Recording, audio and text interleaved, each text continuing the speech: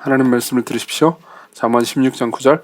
사람이 마음으로 자기의 길을 계획할지라도 그의 걸음을 인도하시는 이는 여호와시니라. 다시 한번 읽어드릴게요. 사람이 마음으로 자기의 길을 계획할지라도 그의 걸음을 인도하시는 이는 여호와시니라. 아멘. 오전에도 이제 하나님의 인도에 대한 메시지를 했는데 지금은 이제 좀 하나님의 인도를 받는 좀 실천적인 지침들 같은 것들을 좀 말씀드리려고 합니다. 우리는 이제 자주 삶에서 어떤 결정을 내리기 전에 하나님께서 이 결정을 내리기 위해서 어떤 이제 인도를 주셨으면 좋겠다는 생각을 되게 많이 합니다. 그래서 어떤 사람들은 이제 기도를 하기도 하고 그 기도를 하면서 금식을 동반하거나 아니면 작정 기도를 하기도 합니다. 그리고 또 이제 지혜로운 사람들한테 물어보기도 하고 성경을 읽으면서 거기서 지혜를 발견하려고 노력하기도 하죠. 그리고 하나님께서는 이 모든 과정들을 쓰십니다. 그리고 이 모든 과정들을 사용하여 주셔서 우리가 올바른 지혜를 가르쳐 주시고 인도함 받게 해주시죠. 다만 여러분들이 이제 이런 측면들을 고려해 볼 필요가 있습니다. 그러니까 제가 주의했으면 좋겠다 하는 것들을 좀 말씀드리려고 해요. 어떤 거냐면은, 그러니까 하나님의 인도를 너무 직관적으로 받으려고만 하지 마십시오. 그러니까 기도를 하다가 이렇게 딱 떠오른다든가, 혹은 그럴 수도 있습니다. 그럴 수도 있습니다. 그렇게 하나님께서 여러분들을 인도해 주실 수도 있습니다. 근데 그걸 너무 의존하지 말라는 겁니다. 그리고 내가 마음에 어떤 평안이 온다. 이런 거를 의존하지 마십시오. 그리고 이게 좀 극단적인 케이스 같은데 경우에는, 그러니까 여러분들의 삶을 좀 피폐하게 만들고 지나치게 여러분들의 삶을 수동적으로 만들 위험이 있습니다. 여기에 대해서는 우리가 양극단이 있으니까 양극단 한번 생각해 봅시다. 한쪽 극단은 이겁니다. 그러니까 진짜 말 그대로, 그러니까 식사할 때 무슨 메뉴를 골라야 할 때까지 이 하나님의 인도를 받지 못하면 결정을 못하는 일종의 결정장애가 되는 겁니다. 이 이야기를 듣고 여러분들이 웃으실지도 모르겠지만 실제로 역사 가운데 이런 사람들은 늘 있었습니다. 여러분들 혹시 올리버 크롬웰이라는 사람을 아십니까? 영국 역사에 관심이 있으시다면은 이 사람이 이제 영국이 쭉 왕정이었잖아요. 근데 중간에 잠깐 이제 혁명 비스무리한 게 일어나가지고 이제 이 민주정으로 공화정으로 바뀐 적이 있었거든요. 근데 그때 이제 영국 전체의 리더가 올리버 크롬웰이었다는 걸 아실 겁니다. 이 사람은 이제 청교도들의 영향을 받은 사람이었습니다. 다만 이제 제 생각에는 좋은 청교도들의 영향을 받은 것 같지는 않고요. 청교도 그럼 다 똑같은 게 아니에요. 그러니까 되게 청교도 내에서도 신학이 되게 다양하고 다양한 사람들이 있습니다. 그래서 이 사람 같은 경우에는 뭐 하나 제대로 결정을 못했습니다. 그러니까 전쟁을 할 때도 어떤 전략을 써야 할지 이성적으로 지혜로운 방식으로 생각하고 그냥 지켜달라고 기도하고 전쟁을 하면 되는데 그냥 꾸물거리는 일이 많았죠. 그리고 특별히 하나님께서 인도하시는 어떤 인도함이 없으면은 자기는 이제 움직이지도 않겠다라는 식으로 생각하는 사람들이 많았습니다. 그리고 아마 이 설교를 들으시는 분들 중에서도 그러니까 이쪽에 좀 더 가까운 분이 계실지 모르겠습니다. 그런 분들한테 제가 드리고 싶은 말씀이 있습니다. 뭐냐면은 여러분들이 그러니까 물론 하나님께서 그런 식으로 인도하실 수도 있습니다. 근데 매사에 그런 식으로 하나님께서 여러분들을 인도하실 거라고 생각하고 그것 때문에 기도를 하거나 그것 때문에 그것 때문에 어떤 기다림이 지체되거나 그것 때문에 여러분들이 그러니까 뭔가 생각하고 사고하고 스스로 결정하는 단계를 계속 미루잖아요. 그러면 그러니까 이런 겁니다. 왜 여러분들은 그렇게까지 하십니까?를 물어보셔야 됩니다. 이게 하나님의 뜻이야 라고 생각하지 마십시오. 왜냐하면 성경에 보면요, 물론 그런 식으로 인도함 받은 사람들이 있긴 하지만 또 대체로 사도 바울의 사역을 보잖아요. 그러면 그냥 이성적으로 생각해서 자신이 전략을 짜고 그냥 움직였습니다. 그리고 그 가운데서도 하나님을 신뢰하는 삶을 살았죠. 여러분들이 스스로 한번 물어보셨으면 좋겠습니다. 왜 나는 이런 방식으로 하나님의 인도를 받으려고 그렇게 소위 강박적으로 구는가를 한번 질문을 던져보세요. 네. 질문을 던져보시고 만일 그게 그 질문에 대한 답이 그러니까 이렇게 하나님의 인도를 못 받고 내가 그러니까 하나님의 뜻은 A인데 내가 B를 잘못 선택하면 그러니까 내 인생이 망하거나 힘들어지거나 고통이 찾아올까 두려운 거라면은 제가 여러분들에게 이렇게 말씀드리고 싶습니다. 하나님의 뜻대로 올바로 결정해도 고통이 있어요. 네, 고통이 있어요. 고통은 피할 수 있는 게 아니에요. 고난은 피할 수 있는 게 아니라고요. 여러분들이 그러니까 이성적으로 생각해서 그냥 결정을 해도요, 고통은 있을 거고요. 그렇지 않아도 고통은 있을 겁니다. 어떤 방식으로든 똑같아요. 이야기 하나를 해드리겠습니다. 이거는, 그러니까 저는 사실이라고 믿습니다. 이 이야기가. 그러니까 이제 어떤 자매님이 한 분 계셨어요. 그리고 이 자매님은, 그러니까 이런 측면에서는 대단히 강박적인 사고를 가지고 있었습니다. 그러니까 말 그대로, 그러니까 모든 영역에 있어서 내가 진학을 할 것이냐 말 것이냐, 뭐 이번 학기에 수강 신청, 특히 수강 신청 때만 되면 이 자매는 거의 그러니까 정신을 못 차렸어요. 일단 1박 2일 기도원에 가가지고 기도를 해야 이번 학기 수강 신청을 할 수 있는 사람이었어요. 그러니까 무슨 과목을 들어야 될지 하나님께서 찍어주시기를 바라는 거죠. 그리고 그러니까 그때하고 지금하고 좀 다른 게 이제 그때는 여러분들이 이제 웃으실 수 있는데 그러니까 OMR 카드에 마킹을 해가지고 수강 신청을 하던 시기였어요. 인터넷으로 하던 때가 아니었어요. 그리고 그러니까 과목마다 수강 제한이 없었을 때였습니다. 지금 최소한 저희 학교는 그랬습니다. 그래서 막 이제 한 과목 인기 있는 과목 같은 경우에는 교양 과목인데 그 과목 F를 안 주거든요. F를 안 주고 D도 잘 안 주는 그냥 대충 출석만 하면 B 이상은 보장되는 그런 과목이었는데 뭐 1,000명이 넘게 듣고는 했습니다. 아프리카 사회와 문화 지금도 기억나요. 저도 그 과목을 들었습니다. 기억이 하나도 안 나요. 왜냐하면 저도 뭐 그냥 대충 들었거든요. 근데 이제 이분은 수강 신청할 때마다 그걸 했었어야 했던 거죠. 그러니까 얼마나 삶이 이제 좀 제가 보기엔 피곤해 보였습니다. 근데 그분은 또 그렇게 살아가는 것이 올바른 신앙생활이라고 생각하시면서 저한테 이야기를 많이 했기 때문에 저도 이제 뭐 어느 순간에는 그렇게 산 적이 있었습니다. 근데 그분 같은 경우에는 이제 생각해보면 연애나 이런 결혼 같은 것들은 훨씬 더 심각한 문제잖아요. 수강 신청보다는. 그러니까 당연히 이 문제에 있어서는 더 많이 기도하셨죠. 기도 자체는 제가 보기엔 좋았던 것 같습니다. 근데 어쨌든 간에, 그러니까 어떤 이제 남성분이 이 여자분을, 자매분을 좋아하셔가지고 이제 마음을 표현했던 거죠. 마음을 표현했는데 이 사람을 받아들이지 할지 말아야 할지에 대해서 굉장히 깊이 고민을 하신 거죠. 그래서 기도를 시작하셨습니다. 근데 기도를 하다가 이제 어느 날 밤에 잠을 자는데 꿈을 꾼 거예요. 근데 꿈을 딱 꿨는데 13자리 숫자가 딱 나타난 겁니다. 진짜래요. 그래가지고 이제 이 13 숫자를 너무 생생하게 기억이 나가지고 기록을 해둔 겁니다. 그리고 다음날 그 남자분을 만나가지고 혹시 이 숫자를 아냐? 그러니까 이거 내 주민등록번호인데? 해가지고 이게 뭐 어떻게 생각하실지 모르겠는데 근데 모르겠어요. 이게 거짓말일 수도 있죠. 근데 이제 제가 아는 한 저는 그 남자분도 알고 그 이 여자분도 알거든요. 그러니까 전에 제가 다녔던 교회를 같이 다니는 분들이 제가 이름만 말하면 누군지 알 수 있을 만한 분이기도 합니다. 그러니까 네, 뭐 거짓말할 것 같아 보이진 않았어요. 정말이에요. 그리고 이분 입장에서 어땠겠습니까? 주민등록번호를 하나님께서 보여주셨으니까 이 사람이 하나님께서 짝지 당연히 그렇게 생각할 수밖에 없잖아요. 저라도 그랬을 것 같습니다. 그리고 이제 우리 교제를 시작하자. 그리고 결혼까지 가자. 그러고 나서 1년 사귀고 헤어졌습니다. 무슨 말을 하고 싶은 거냐면은 이런 이야기를 듣고 나서 이 사람은 미혹당했군. 이 귀신이 나타나서 13자리를 보여준 거야. 이런 식으로 생각하거나 혹은 이거는 뭔가 문제가 있어. 이런 식으로 막 생각하지 마십시오. 그러니까 이게 하나님의 인도일 수도 있는 겁니다. 아닐 수도 있고요. 근데 그러니까 우리가 가지고 있는 선입견은 이겁니다. 하나님의 인도면 무조건 잘 먹고 잘 살고 해피엔딩이 된다. 이런 식으로 생각하지 마시라는 겁니다. 물론 궁극적으로는 해피엔딩이 맞습니다.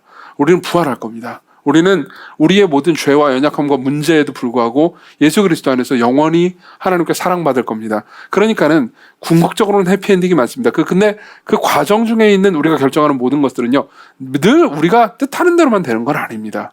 여러분들이 어떤 직장을 가든 어떤 사람을 만나든 간에 그 사람, 여러분들이 이 사람은 내 운명의 사람이야. 내 평생의 사랑이야. Love of my life. 해도 그 사람과 결혼을 하잖아요? 그럼 부부싸움을 반드시 할 겁니다. 걱정하지 마십시오. 이건 여러분들이 죄인이라는 것에서 이미 결정 난 상황인 겁니다. 그렇죠? 그러니까 이 문제에 있어서 지나치게 강박적인 태도를 취할 필요가 없다는 얘기를 하고 싶은 겁니다. 여러분들이 만일 고통을 피하고 싶은 게 목적이라면요. 또 하나의 극단이 있습니다. 또 하나의 극단은 이런 겁니다. 이런 모든 거에 대해서 귀를 닫고 그러니까 신앙생활이 그러니까 예를 들면 기도와 하나님의 인도와는 전혀 상관없이 그냥 이성적으로 성경 공부를 열심히 하면서 삶을 그냥 여러분들이 뜻대로 그냥 살아가면 되는 거다라고만 생각하는 겁니다. 물론 대체로는 그게 맞습니다. 대체로는 여러분들이 하나님의 말씀인 성경을 듣고 읽고 그리고 설교를 듣고 그리고 지혜로운 선배들의 조언을 듣고 기도하면서 삶을 살아갈 때 여러분들 스스로 결정을 내리면서 해도 됩니다. 그렇지만 종종 하나님께서는 그러니까 초자연적인 방식으로 일하실 때가 있습니다. 그리고 그걸 완전히 부인하는 것 역시 지혜롭지 않습니다. 그러니까 저 같은 경우에는 과거에는 이쪽 파였다가 즉 주민등록번호파였다가 이제 완전 반대 극단으로 온 경우였습니다. 근데 목회를 10년을 하면서 그러니까 종종 저는 그러니까 이런 사람들을 마음속에서 좀 약간 비웃었던 것 같습니다. 그러니까 하나님의 인도를 받기 위해서 진짜 저는 지금 이게 뭐 작전 기도에 들어갔어요라든가 혹은 금식을 시작했어요라든가 뭔가 이렇게 성경을 찾고 있어 이러면 무슨 그냥 성경 공부 평상시에 열심히 하고 기도하고 그리고 내가 아내 만날 때 나는 뭐 결혼을 위해서 기도 거의 안 했어 그냥 다 하나님께서 좋은 사람 주셨잖아 그래도 그러면서 그딴 거 할 필요 없어 이런 식으로 제가 반응을 되게 많이 했던 것 같습니다. 근데 그렇지는 않습니다. 하나님께서 특별한 일이 있을 때 하나님 앞에 특별한 제목을 가지고 특별하게 기도하는 것은 여러분들에게 도움이 됩니다. 실제로 이 문제에 있어서 어떤 자매의 이야기를 들은 적이 있었습니다. 이 자매님은 그러니까 어떤 자기 인생의 중요한 문제를 놓고 해결을 위해서 그러니까 40일 작정 기도를 시작을 했습니다. 그리고 작정 기도를 하는데 그 자매님을 지도하는 목사님이 이제 좀 약간 그랬던 거죠. 그딴 거 왜 하냐? 그냥 말씀 이렇게 읽고 지혜롭게 딱 혼자 알아서 결정하면 되는 거야 이런 식으로 했던 거죠. 그래서 이분 입장에서는 본인이 진짜 40일 작정 기도를 하고 싶었는데도 불구하고 그 필요 없나? 그러면서 안 했던 거예요. 그러고 나서 나중에 보니까 이게 스스로한테 이 과정이 별로 좋지 않았던 거죠. 생각해보면 이건 되게 어리석은 결정입니다. 그 목사님이 얘기했던 말은 제 생각엔 되게 어리석은 것 같습니다. 왜냐하면은 그 과정을 통해서 뭐 예를 들면 40일 작정 기도 가운데서 무슨 주민등록번호 같은 거를 보여주지 않으시더라도 40일 동안 매일 하나님께 기도하면서 하나님을 만나는 풍성한 기도 생활을 누리는 것이 얼마나 그녀에게 그러니까 얼마나 좋은 시간이었겠습니까? 얼마나 되게 은혜로운 시간이었겠습니까? 그리고 그 가운데서 자기가 되게 지혜롭게 빚어져 갔을 겁니다. 근데 그 과정을 굳이 뺏는다라는 것은 그러니까 올바르지 않은 그러니까 바꿔서 말하면 지혜롭지도 않습니다. 지혜롭지도 않고 올바르지도 않은 겁니다. 그런 측면에서 여러분들이 특별히 기도가 필요하다고 생각하시면 얼마든지 기도하십시오. 그러니까 그런 것들을 하는 것은 지혜로운 선택이라는 겁니다. 종종 여러분들은 금식할 수도 있고요. 종종 여러분들은 뭐 작정 기도 같은 것들을 할 수도 있습니다. 그리고 하나님의 뜻을 구할 수도 있고요. 그러면서 성경을 읽으십시오. 대신 이렇게는 읽지 마십시오. 도대체 이 성경에서 하나님의 뜻이 있을까 없을까? 내가 지금 사업을 해야 되는데 말아야 되는지 하나님 알려주세요. 쫙! 네 하는 일을 속히 하라라는 말씀이 딱 보이는 거예요. 그래서 가자 사업 이런 식으로는 결정하지 마십시오. 이해되십니까? 네 하는 일을 속히 하라는 말은 예수께서 유다한테 나를 배신하려면 그렇게 배신해라라는 말의 전체 문맥 가운데 있는 말입니다. 그러니까 그런 식으로는 성경을 적용하지 마십시오. 하지만 그러니까 하나님의 인도를 구하기 위해서 특별히 은혜를 주시는 것은 그러니까 기도나 여러분들이 인도를 구하는 것은 나쁜 게 아니라는 겁니다. 아주 좋은 겁니다. 그리고 저도 목회를 할 때 종종 그런 경우가 있습니다. 그러니까 지금 제가 이런 거를 그러니까 구체적으로 말하지는 않을 겁니다. 예컨대 그러니까 저는 이 목회를 10년을 하면서 이렇게 행동하는 것이 이렇게 교회에 어떤 것을 하는 것이 진짜 하나님의 뜻 같다. 이건 정말 하나님의 뜻이다. 하나님께서 나한테 이건 소명을 주셨다라고 확신하는 것들이 몇 개 있습니다. 물론 제가 여러분들한테 말을 할 때 하나님께서 어젯밤에 제가 기도할 때 이런 비전을 나한테 주셨습니다. 이건 하나님의 뜻이에요. 자, 나를 따르라. 이렇게 말하진 않습니다. 근데 저 개인적으로는 하나님께서 목회자를 이런 식으로 그러니까 성경에 분명히 나와 있는 건 아니지만 이런 식으로 시공교회를 이끄시기 위해서 이런 그런 마음을 주시는구나. 이건 진짜 누가 뭐래도 하나님의 뜻인 게 확실해 보인다. 라고 느껴지는 것들이 있습니다. 물론 제가 여러분들에게 이게 제가 기도할 때 이게 하나님 뜻을 이렇게 받았으니까 이렇게 하십시오 라고 말하지 않는 이유는 하나밖에 없습니다. 여러분들을 억지로나 인색함으로 인도하지 않기 위해서입니다. 그렇죠? 충분히 그 비전이 성경적일 뿐만 아니라 그리고 우리 도시에 살아가는 우리가 그리스도인으로서 충분히 이렇게 가치 있는 소명이라는 것을 여러분들에게 복음으로 그리고 하나님의 말씀으로 충분히 설득하고 이끌어 나가는 과정을 밟기 위해서 그렇게 하는 것이지. 그러니까 하나님께서 그런 식으로는 인도하지 않으시고 뭔가 초자연적인 방식으로는 전혀 인도하지 않으시고 무조건 그냥 닥치는 대로 그냥 성경 열심히 읽고 그냥 이성적으로만 하면 된다 이런 식으로 생각하시면 안 됩니다. 이 양극단을 피하십시오. 자, 그러면 여러분들이 이런 생각이 들 수 있습니다. 그럼 이 양극단을 피하면 실제로 하나님의 인도를 구하기 위해서 내가 무엇을 해야 되느냐? 어떤 지침이라도 필요하지 않겠느냐라는 생각이 들 수 있습니다. 물론 그 지침은 오전에도 말했지만은 좀 여러분들에게 필요한 좀 구체적인 지침을 4가지만 전달해 드리겠습니다. 하나씩 말씀드릴게요. 굳이 적지 않으셔도 됩니다. 왜냐하면 요약해서 올려드릴 거거든요. 첫 번째로는 내가 선택하려고 하는 선택 중에 성경이 반대하는 선택이 있는지를 한번 생각해 보십시오. 이거는 여러분들이 성경을 많이 읽으면 읽을수록 여러분들이 더 지혜로워질 겁니다. 왜냐하면 성경이 이건 죄다라고 말하는 것을 여러분들이 죄가 죄인지 아닌지 모르는 경우도 종종 있기 때문입니다. 그러니까 이런 겁니다. 성경이 아주 명료하게 이야기하는 것은 그러니까 이것 때문에 기도하지 않는 것들이 좋습니다. 않는 게 좋습니다. 예컨대 여러분들이 그러니까 신앙인이 아닌 사람들 불신자하고 교제를 한다고 해서 제가 여러분들 막 야, 이 나쁜 X야 그러면서 막 괴롭히고 싶지는 않습니다. 최대한 여러분들을 도와주고 싶어요. 그래서 그 사람을 복음을 전하고 하나님께로 예수 그리스도께로 나올 수 있도록 인도하고 싶습니다. 다만 여러분들이 그 선택 앞에 섰을 때는 성경은 분명하게 그것이 지혜롭지도 않을 뿐더러 하나님 보시기에 죄악되다라는 것을 여러 곳에서 밝히고 있다는 것을 생각하십시오. 그렇죠? 성경이 명시적으로 이건 악하다라고 말할 때 하나님 갑자기 여러분들이 기도하는데 떠닥 하고 하나님께서 근데 성경은 내가 그렇게 썼지만은 너는 그 불신자랑 결혼하는 게 좋은 것 같아. 이렇게 여러분들이 인도하시지 않습니다. 그분은 그러니까 한 입 가지고 두 말 하시는 시건하시는 분이 아니십니다. 그분은 정말 신실하신 분이세요. 그러니까 성경을 따르십시오. 여러분들이 분명히 성경을 읽고 성경의 삶을 따라가 살아갈 때 여러분들은 하나님의 뜻대로 생각하고 결정하고 있다고 확신하셔도 좋습니다. 그래서 여러분들이 아무리 기도를 많이 한다 하더라도 이 말씀을 기억하십시오. 잠언 29장 8절입니다. 들어보세요. 제가 읽어드릴게요. 사람이 귀를 돌려서 율법을 듣지 않으면 그의 기도도 가증하니라 라는 말을 기억하십시오. 그렇죠? 성경을 열심히 읽지 않는, 그리고 성경을 귀 기울이지 않는 사람이 기도를 많이 한다고 해서 여러분들에게 다 좋은 게 아닙니다. 그렇죠? 그런 측면에서 여러분들의 삶을, 그러니까 하나님의 인도를 꾸려갈 때, 하나님의 인도를 구할 때 늘 기도만 하는 삶은 바람직하지 않습니다. 우리는 보통, 그러니까 이 책에는 내가 지금 당장 결정해야 하는 문제에 대한 답이 없을 거라는 확신을 가지고 이 책을 대합니다. 성경을. 맞죠? 거의 대부분 그렇게 해요. 근데 어떻게 합니까? 있을지 몰라요.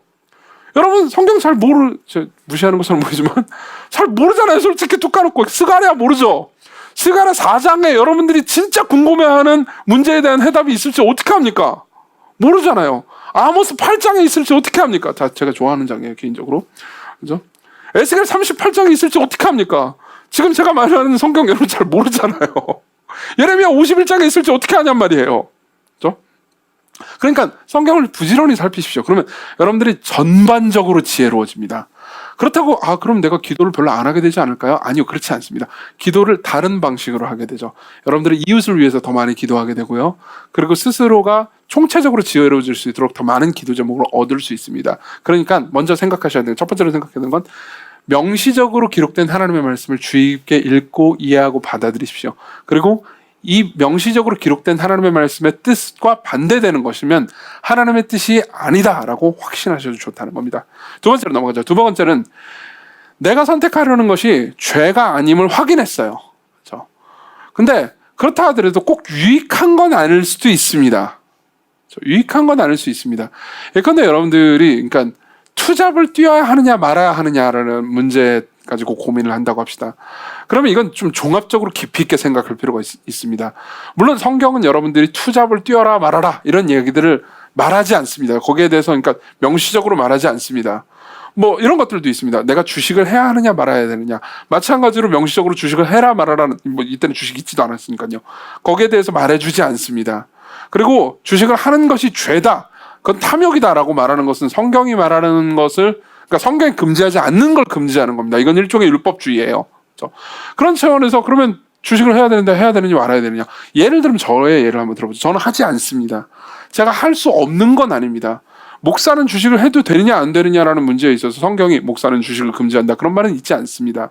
그 말은 저한테는 해도 된다는 거죠. 근데 저는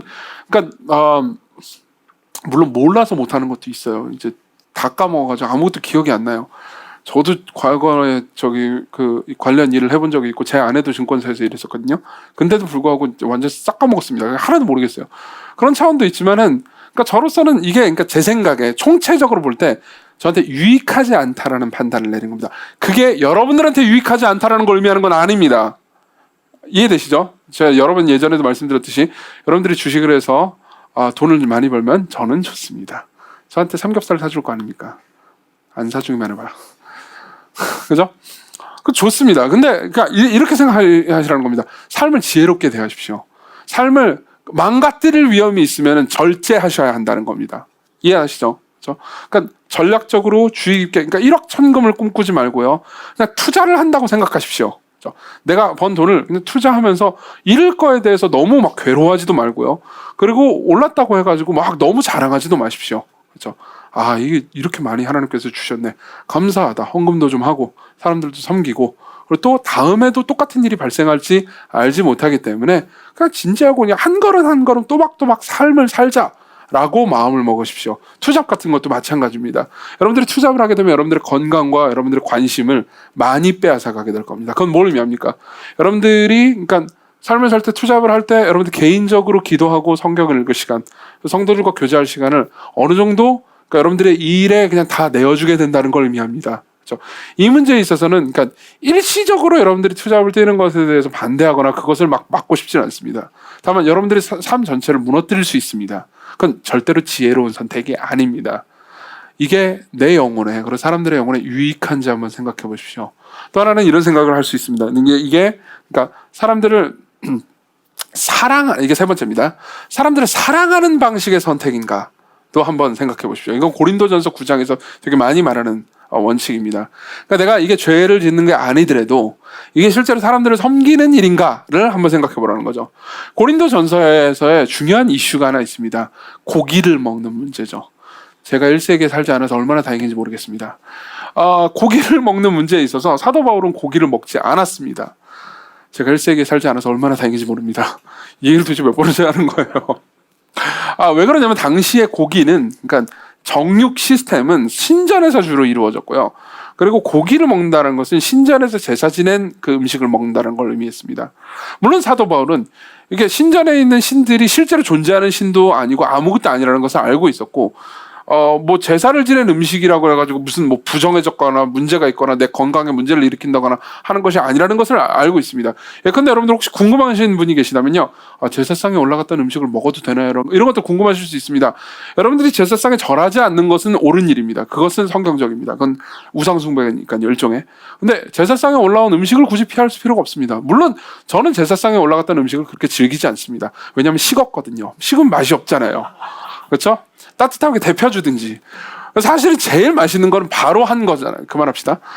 그래서 저는 제사밥을 그렇게 좋아하지는 않습니다. 예. 그렇지만은 어쨌든 먹을 게 그거밖에 없다. 그리고 제사상에 고기가 올랐다. 그럼 어떻게 해야 됩니까? 먹어야죠. 맛있게 데펴서, 그렇죠? 소스 뿌려서 신나게 먹어야죠. 맛있게 드십시오. 아무런 상관없습니다. 그게 무슨 여러분들의 영혼을 해치거나 무슨 뭐 전혀 그런 거 없습니다. 사실 이게 이제 고린도전서의 가장 중요한 주장입니다. 근데 문제가 있습니다. 문제가 있습니다. 예를 들면은 제가 이제 뭐 우리 성진 형제가 신앙을 가진 지 얼마 안 된 사람입니다. 근데 보니까 저거는 제사상에 올라갔던 건데 그러면 하나님 섬기는 사람이 뭐 귀신도 섬기고 그래도 되는 건가? 라는 오해를 품는다고 합시다. 그리고 이 문제에 대해서 그러니까 자기는 거기에 대해서 되게 확신하고 있어요. 물론 잘못 생각하고 있는 거죠. 근데 그걸 제가 옆에서 막 이렇게 막 퍼먹어 버리면은 저 사람의 영혼에 상처를 줄 수도 있잖아요. 그렇죠? 그러니까 어떻게 하는 겁니까? 안 하기로 선택하는 겁니다. 먹는다고 해서 문제가 되는 건 아니지만 안 먹을 때 훨씬 유익하다면 나를 절제하는 거죠. 무슨 말입니까? 사랑의 선택을 하는 겁니다. 사랑의 선택을 하는 거예요. 이거는 선교사들이 되게 중요하게 생각하는 것 중에 하나입니다. 선교를 가면은 이제 그 문화권에 있어서 되게 많은 그런 다름이 있단 말이에요. 그럴 때 내가 가지고 있는 한국인의 문화권을 고집하는 것은 상대에 대한 배려가 아닌 거죠. 그렇죠?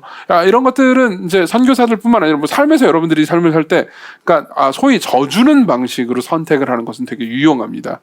그러니까 시광교회만 해도 문화적으로 동일 집단인 것처럼 보이지만 굉장히 많은 사람들이 되게 다양한 생각들을 하면서 다양한 교회 출신들이 있단 말이에요. 신앙이 없는 분들이 여기서 신앙을 조금씩 가져가시는 분들도 계실 거고요. 그리고 뭐 어떤 분들은 좀 약간 아주 전통적인 우리 교회가 이제 고신교단이잖아요. 그 고신교단 출신에서 전통적인 신앙생활을 해오신 분도 계실 겁니다. 그리고 순복음교회나 이런 오순절 교단 계통에서 막 되게 뜨거운 신앙생활을 하신 분들도 계실 겁니다. 이 둘은 문화가 다릅니다. 그래서 서로 상대방 뭐라고 해야 되죠? 뭐라고 해야 되지? 표현이 생각이 안 난다. 저 앞뒤가 꽉 막힌 고신 놈들 뭐 이런 식으로 생각하거나 저 하나님 말씀을 잘 모르는 이 순복음 놈들 이런 식으로 생각하는 것은 그러니까 되게 그러니까 성숙하지 않을 뿐더러 지혜롭지 않은 태도라는 거죠. 다시 말하면 사랑의 결정을 하십시오. 예컨대 여러분들이 그러니까 가족을 위해서 살아갈 때 가족을 내가 어떤 일을 하는 것이 가족들을 고통스럽게 할 것 같다. 그럼 가족을 배려하는 선택을 하시고요. 사랑하는 공동체를 배려하는 방식으로 선택하십시오. 이게 세 번째였습니다. 그리고 네 번째 마지막입니다. 감정을 따라서 결정하지 마십시오. 감정을 따라서 결정하지 마십시오. 이건 되게 중요한 원칙입니다. 정말 뜻밖에도 엄청나게 많은 사람들이, 그러니까 어떤 식으로 결정하기로 했으니까 갑자기 마음이 평안해졌어 를 하나님의 뜻으로 생각하는 경향이 있습니다. 이거는 아니라고 확신하셔도 좋으니까, 그러니까 물론 이제 그러니까 하나님의 뜻을 따를 때 진정한 평안이 오긴 합니다. 근데 그러니까 여러분들의 평안의 근원이, 예를 들면 이렇게 결정하면 아무런 나쁜 일도 일어나지 않을 거야 라고 생각한다면요, 그렇지 않습니다. 자, 예를 한번 들어보죠. 이건 중요한 예니까는 생각해 보십시오. 예수님께서 만일 하나님의 뜻을 자신의 평안한 마음에 따라서 결정하셨다고 생각해 봅시다. 그럼 예수님 절대 십자가를 지시지 않으셨을 겁니다. 그렇죠? 예수님께서 십자가를 지시기 전날에 예수님 극도로 불안해하셨습니다. 내가 십자가를 져야겠다, 하나님의 뜻대로 십자가를 져야겠다, 그래서 갑자기 평안해지신 게 아니에요. 그 가운데서는 진짜 어떤 끔찍한 갈등이 있었습니다. 예수께서 3번이나 간절히 이것을 구했다는 것은 3번 이 잔을 옮겨주세요, 이 잔을 옮겨주세요, 이 잔을 옮겨주세요 이렇게 말했다는 의미가 아니잖아요. 그렇죠? 밤을 새서, 그러니까 할 수 있는 최대한 다해서 하나님 앞에 진짜 울부짖으면서 빌었다는 겁니다. 제발 좀 하나님의 진노를 받는 것에서 나를 벗어나게 해달라고, 제발 좀 내가 이 십자가를 피할 수 있게 해달라고 구했다는 겁니다. 이때 예수님은 전혀 평안하지 않았지만 그럼에도 불구하고 하나님의 뜻이 십자가를 지는 것임은 확실했습니다. 무슨 말이냐면, 여러분들 마음 가운데 불편함이 있는 것을 역으로 꼭 이건 하나님의 뜻이 아닌 것 같아로 받아들이지 말라는 겁니다. 그렇죠? 감정에 따라서 결정하는 것은 되게 여러 가지로 그르칩니다. 그렇죠? 예컨대 많은 교회 지도자들이 이 문제 때문에 넘어지기도 합니다. 예컨대 이제 뭐 이런 겁니다. 내가 이제 어떤 교회에서 어떤 좋은 사업을 하기로 했습니다. 그 근처에 있는 빈민들을 섬기는 사역을 하기로 했어요. 사람들과 함께 섬길 때 사람들과 함께 무언가를 섬기는 것은 쉬운 일이 아닙니다. 왜냐하면 모든 사람들이 죄인이기 때문에 의견이 맞지 않기도 하고 그런 어려운 일이 일어나기도 합니다. 그죠? 이제 우리 청년 2부 임원들이랑 같이 이 일을 하기로 했습니다. 그래서 신요한, 소재하, 김예찬, 정주현 이렇게 해가지고 저하고 5명에서 이제 도시의 빈민들을 섬기자 해가지고 일을 시작했습니다. 그리고 이게 하나님의 뜻이다, 우리가 받은 비전이다, 이게 사람들을 섬기는 거고 사랑하는 것 같다, 성경적으로 전혀 문제가 없다, 그래서 시작을 했습니다. 근데 우리는 생각이 다 다르잖아요. 그래가지고 막 부딪혔습니다. 그래서 정주현 자매가 내놓은 의견과 제 내놓은 의견이 막 달라요. 그래서 막 싸우기 시작했습니다. 근데 갑자기 이제 소재하나 신유한이 이렇게 생각하는 겁니다. 지금 이 일을 하는데 이렇게 고통스러운 일이 많이 있는 걸로 봐서 이건 하나님의 뜻이 아닌가 봐. 이렇게 생각하지 말라고요. 이해하십니까? 이렇게 생각하시면 안 됩니다. 당연히 우리에게 고통은 찾아오는 거고, 이걸 어떻게 다루느냐, 어떻게 신실하게 인내하면서 하나님의 뜻대로 살아가느냐가 중요한 겁니다. 고통이 찾아온다고 하나님의 뜻이 아닌가 봐 라고 생각하지 마십시오. 오히려 하나님을 더 신뢰하시고 이걸 어떻게 이겨나갈 수 있는지를 생각하십시오. 그리고 여러분들의 감정에 지나치게 의존하지 마십시오. 그렇다면 여러분들에게는 더 큰 평안이 찾아올 게 분명합니다. 이상으로 이제 4가지 정도 실질적인 지침들을 여러분들에게 말씀을 드렸습니다. 마지막으로 한 가지만 더 말씀드리죠. 이 문제에 있어서 우리는, 그러니까 훨씬 더 뭐라고 해야 될까요? 그러니까 이건 일종의 여러분들에게 위로를 주고 싶은 건데요. 훨씬 더 유리한 위치에 처해 있다라는 것을 말씀드리고 싶습니다. 하나님의 뜻 앞에 섰을 때 우리는 종종 두려워합니다. 그렇죠? 그리고 내가 잘못한 결정을 한 것 때문에 내가 힘들어할까봐, 나중에 고통스러워할까봐 염려가 되죠. 근데 아담이 받았던 명령 있잖아요. 아담 앞에 있었던 하나님의 뜻을 생각해 보면 좀 여러분들이 위로가 될지 모르겠습니다. 아담은 어떤 하나님의 뜻을 받았습니까? 아담은 선악과를 먹지 말라는 명령을 받았습니다. 그게 하나님의 뜻이었어요. 이 뜻을, 그러니까 가장 간단한 방식으로 도식화해 보면 이런 겁니다. 하나님께서 이렇게 말씀하신 겁니다. 내게 순종해라. 즉 선악과를 먹지 말아라. 그럼 내가 너와 함께 하겠다. 이해되시죠? 너희들, 아담 너는, 하와 너는 나에게 순종해야 된다. 순종하면 내가 너와 함께 하겠다. 불순종하면 함께 할 수 없어. 이렇게 말한 거죠. 아담은 어떻게 했습니까? 불순종했습니다. 그리고 한참 지나고 그래서 2번째 아담이 나타나죠. 즉 예수 그리스도가 나타나십니다. 예수께서 받으신 하나님의 뜻은 또 다른 것이었습니다. 예수님께서 받으신 하나님의 뜻은 훨씬 더 가혹했죠. 예수님은 이런 하나님의 명령을 받았습니다. 내 아들아, 너는 내게 순종해라. 그럼 넌 나한테 버림받을 거다. 난 너와 함께하지 않을 거다. 이게 아담의 명령과 어떻게 다른지 보십시오. 아담은 넌 내게 순종하면 내가 너와 함께할 거다 라는 명령을 받았습니다. 맞죠? 근데 예수님은요, 네가 내게 순종하면 너는 버림받을 거다. 맞죠? 예수께서 십자가로 가는 순종을 하셨을 때 십자가에서 그분이 겪으신 것은 하나님의 버림받은 것밖에 없었으니까요. 그로 인해서 아담과 달리 우리는 다른 방식의 명령을 받습니다. 아담은 이런 명령을 받았습니다. 순종해라. 그럼 내가 너와 함께 하겠다. 근데 우리는요, 내가 너와 함께 하겠다. 그러니까 순종해라. 라는 명령을 받습니다. 순서가 바뀌었어요. 이건 굉장히 중요합니다. 이건 굉장히 중요합니다. 네가 불순종해도 내가 너와 함께 할 거다. 난 너와 늘 함께 할 거다. 그렇지만 내가 너와 함께 할 거니까 너는 순종해야 한다.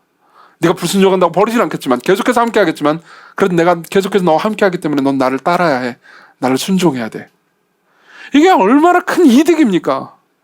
왜 우리가 이런 하나님의 인도, 하나님의 뜻을 받을 수 있게 되었습니까? 예수 그리스도께서 넌 나에게 순종하라. 그럼 넌 버림받을 거야. 라는 명령을 기꺼이 순종하셨기 때문입니다. 그렇죠? 이 말을 통해서 여러분들에게 해주고 싶은 위로는 이겁니다. 여러분들이 때때로 하나님의 뜻이 아닌 걸 선택할 때가 있습니다. 성경이 명시적으로 금지한 걸 선택했을 때가 있었을 겁니다. 과거에 그 선택이 지나가 버렸고 지금 여러분들이 그걸 후회하고 있습니다.